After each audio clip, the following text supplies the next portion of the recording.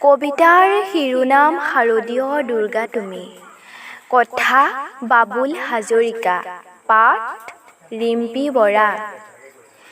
নামি আহিলা শাৰদীয় দুৰ্গা তুমি, পৃথিৱীৰ মানৱ জাতিৰ কল্যাণৰ বাবে। দুৰ্ভিক্ষই দেখা দিয়া এই পৃথিৱীত বোৱাই দিয়া শান্তিৰ নিজৰা। তুমি দেৱী অজস্ৰ ৰূপময়ী, তুলনাবিহীন তুমি। তুমি দেৱী সমস্ত নাৰী শক্তি, বচোৱা আজি তুমি বিশ্ববাসী, কাতৰে মাতিছে আজি।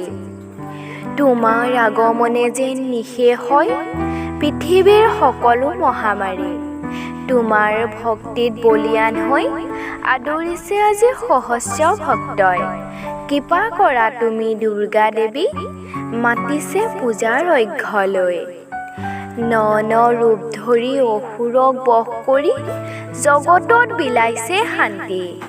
তোমাৰ সন্মানত আঘাত কৰা অত্যাচাৰীক কালী ৰূপ ধৰি সংহাৰ কৰি নাৰীক ৰক্ষা কৰা তুমি। তোমাৰ প্ৰতিমূৰ্তি সাজি আজিৰ মানুহে তোমাৰেই কৰিছে বন্দনা। তুষ্ট কৰিবৰ বাবে বলি দিয়া জীৱক আনি পুষ্পাঞ্জলি চৰণত ঢালে। তুমি দেৱী আদি শক্তি, জগত জননী।